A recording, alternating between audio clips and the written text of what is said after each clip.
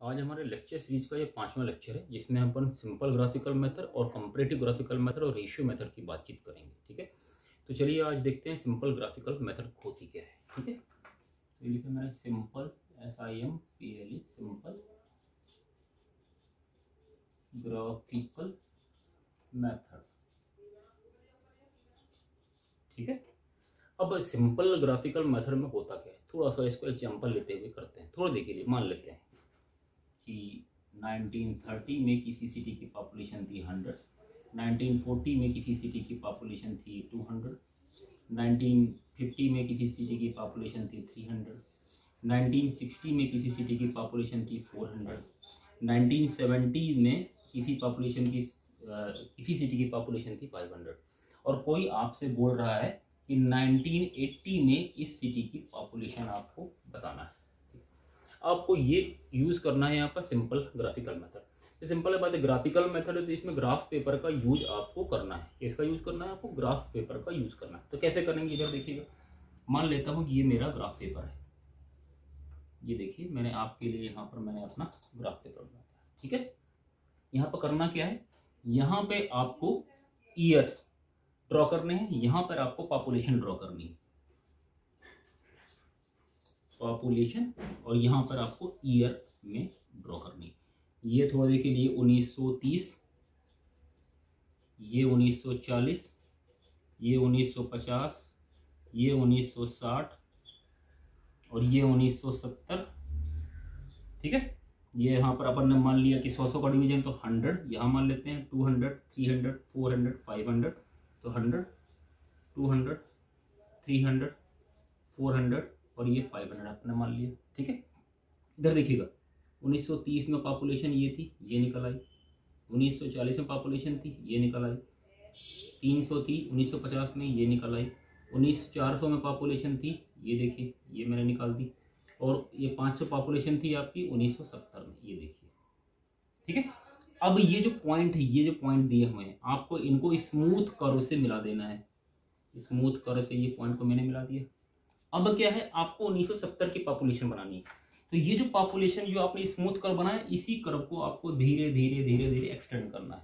तो एक्सटेंड करने के बाद ये पॉइंट जहां आपस में मिला, थोड़ी देर के लिए ये 1980 की पॉपुलेशन थी। ठीक है, इसको यहां पर देखना है हमें कि ये कहां पर इसका कट निकलता है। थोड़ी देर के लिए ये कट निकला है 600 पे, तो इसका मतलब क्या है कि 1980, तो इसका मतलब क्या है कि 1980 में सिटी की पॉपुलेशन कितनी आ गई, 600। ये मैंने आपको एक एग्जांपल लेके बताया है। ये इतना परफेक्ट वैल्यू 1900 नहीं आएगी, थोड़ा सा इधर उधर आएगा, तो अपन अप्रॉक्सीमेट वैल्यू लेके ऐसे करके आप सिंपल ग्राफिकल मेथड का ऐसे यूज कर सकते हैं। सिंपल ग्राफिकल मेथड से आप अप्रॉक्सीमेट वैल्यू निकाल सकते हैं, एग्जैक्ट वैल्यू निकालना काफी डिफिकल्ट होता है। ठीक है, तो ऐसे करके आप क्या कर सकते हैं, सिंपल ग्राफिकल मेथड का इस्तेमाल कर सकते हैं। और इसमें ग्राफ पेपर का यूज जरूर होगा, तो ग्राफ पेपर का इस्तेमाल जरूर है। सिंपल ग्राफ आपको मार्केट में, दुकानों में कहीं भी मिल जाएंगे, उनका यूज कर लीजिए और सिंपल ग्राफिकल मेथड से ऐसे आप प्रॉब्लम को सॉल्व कर सकते हैं।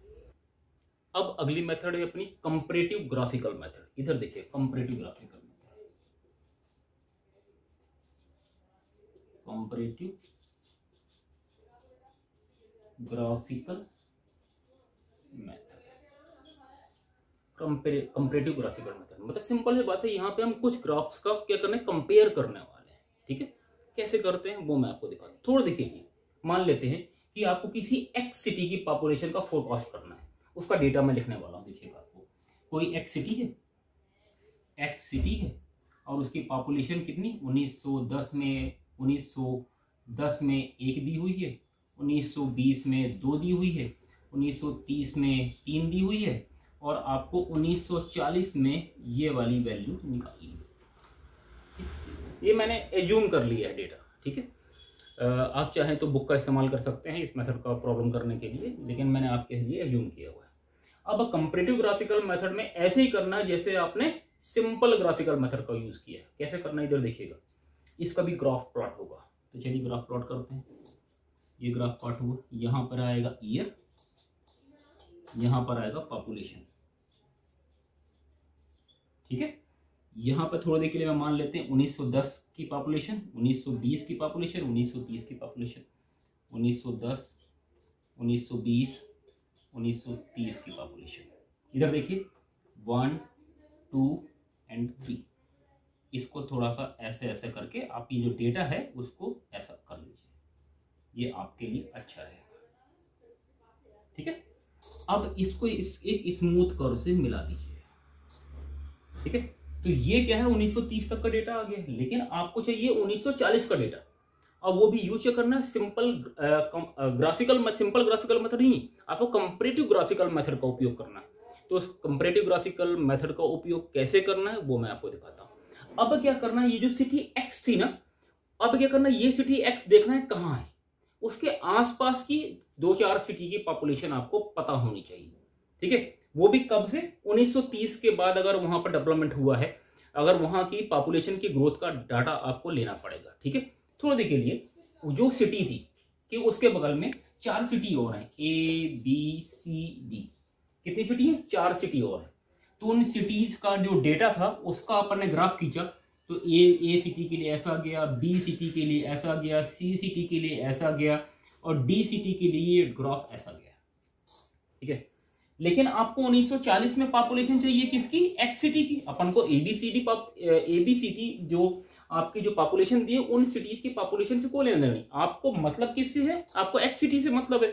तो एक्स सिटी का निकालने के लिए हम क्या कर देते हैं, हम ये देखते हैं कि ये जो ग्राफ कैसा जा रहा है, इन 4 सिटीज का ग्राफ कैसा जा रहा है, उसके हिसाब से हम अपने एक्स सिटी का पॉपुलेशन निकालेंगे।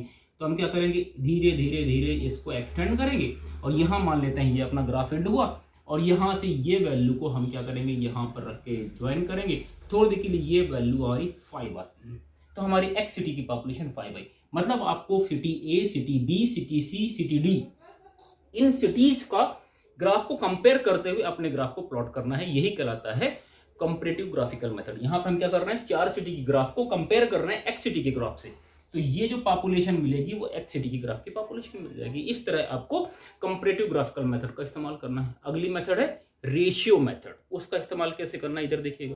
चलिए, ये मेथड है master plan method, sorry ratio नहीं, मास्टर, रेशियो इसके बाद आएगी, मास्टर प्लान मेथड।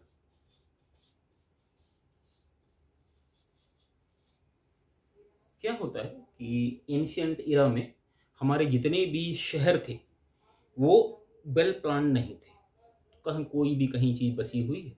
लेकिन अब क्या, गवर्नमेंट ऑफ इंडिया ने एक शेड्यूल जारी किया है कि आपको सिटी को किस मैनर में बसाना है। ठीक है, तो उसके लिए वो मास्टर प्लान जारी करती है कि यहाँ यहाँ यहाँ आबादी होगी, यहाँ से आपको रोड देना है, यहाँ से सीवर लाइन कनेक्शन होगा, यहाँ बिजली के खंभे होंगे, इतने इतने डिस्टेंस पे इतनी रोड आपको छोड़ के ये बनाना है। ठीक है, तो मास्टर प्लान मेथड में, जो मास्टर प्लान मेथड है, तो उसमें उन्होंने बताया है कि LIG, MIG, ये आपने नाम सुने होंगे, इनमें कितने कितने लोग रह सकते हैं। ये तो सिंगलेक्स, डुप्लेक्स और ट्रिप्लेक्स, इन फैमिली जब आप बनाएंगे, तो जब आप किसी सिटी को डेवलप करेंगे तो इसमें इतने इतने लोगों की रहने की कैपेसिटी होगी और इतना इतना एरिया आपको देना है। ठीक, तो ये कहलाती है मास्टर प्लान मेथड, जिसमें बहुत सारी चीजें पहले से गवर्नमेंट के गाइडलाइन के हिसाब से फिक्स रहती हैं। अगर आप कोई सिटी है और अगर वो according to master plan method से बनाई गई है तो आपके लिए पॉपुलेशन निकालना आसान है। थोड़ी देर के लिए मान लेते हैं LIG है, एक LIG में 5 लोग रहते हैं। थोड़ी देर के लिए मान लेते हैं एक LIG में कितने लोग रह रहे हैं, 5 लोग रह रहे हैं, और वहां पे LIG हाउसिंग कितनी बनी हुई, 100 बनी हुई है। तो वहां की पॉपुलेशन कितनी होगी, 100 × 5, तो वहां की पॉपुलेशन कितनी होगी, 500। ठीक है, अब क्या हुआ कि ऐसे ही MIG में थोड़ी देर के लिए मान लेते हैं कि MIG में 6 लोग रहते हैं। ठीक है, और टोटल MIG वहां पर कितने बने हुए, वहां पे MIG मान लेते हैं 50 बने हुए हैं, तो टोटल वहां की पॉपुलेशन कितनी हो जाएगी, 300। इस तरह आप क्या कर सकते हैं, पॉपुलेशन की वैल्यू को फाइंड आउट कर सकते हैं, अगर सिटी की किसी भी सिटी की पॉपुलेशन को आप निकालना है। लेकिन उसके लिए जरूरी है कि वो जो वेल प्लान और अकॉर्डिंग टू मास्टर प्लान बनी हुई हो, तो ही आप इस मेथड का यूज कर सकते हैं। ठीक है, तो देखिए हमारे देश में चंडीगढ़ नाम की एक जगह है, उसका इस्तेमाल, वो जो मेथड है चंडीगढ़ शहर का, उसका इस्तेमाल हम करते हैं। वहां पर वो master according to master plan बनी हुई है, तो वहां पर हम इस मेथड का क्या कर सकते हैं, वहां पर हम यूज कर सकते हैं पॉपुलेशन फोरकास्टिंग में। अगली मेथड है अपनी रेशियो मेथड।